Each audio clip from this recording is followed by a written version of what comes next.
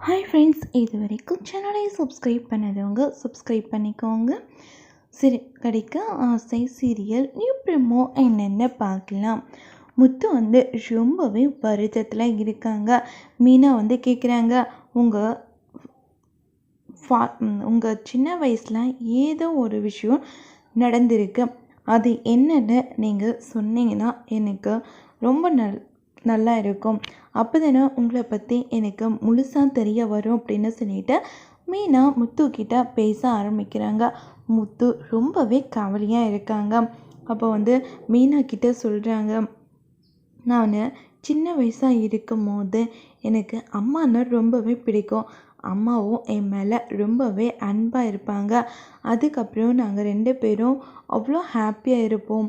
திடீர்னு என்னாச்சுன்னு தெரியல, ஒரு நாள் ஊருக்கு கூட்டிகிட்டு போனாங்க. சரி, போயிட்டு திரும்பவும் நம்ம வீட்டுக்கே வந்துடுவோம் அப்படின்னு ஒரு சந்தோஷத்தோடு தான் நானும் கிளம்பி போனேன். ஆனால் அங்கே போய் பார்த்ததும் அம்மாவும் அப்பாவும் என்னை பாட்டிக்கிட்டே விட்டுட்டு வரணும்னு அவங்களும் முடிவு பண்ணிட்டு தான் கூட்டிகிட்டு போயிருக்காங்கன்னு அந்த விஷயம் எனக்கு தெரியாமல் இருந்தது. அதுக்கப்புறம் பாட்டி வீட்டில் போயிட்டு பாட்டிக்கிட்ட சொல்லும் போது கூட எனக்கு சுத்தமாக தெரியல. நான் அம்மா கூட தான் இருப்பேன்னு சொல்லிட்டு எல்லார்கிட்டேயும் சொல்லி கதறி அழுந்தேன். ஆனால் யாருமே என்னை புரிஞ்சிக்கவே இல்லை.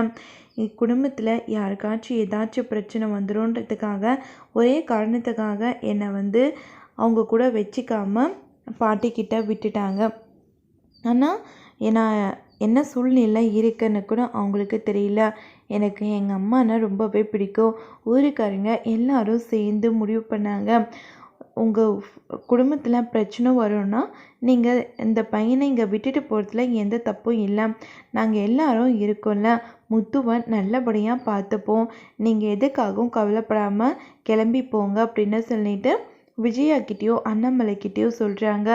எனக்கு மட்டும் என் பையனை விட்டுட்டு போகணுன்னா மனசே சுத்தமாக இல்லை. எனக்கு அவனை ரொம்பவே பிடிக்கும். அவனை விட்டுட்டு போக எனக்கு மனசு இல்லை அப்படின்னு சொல்லிட்டு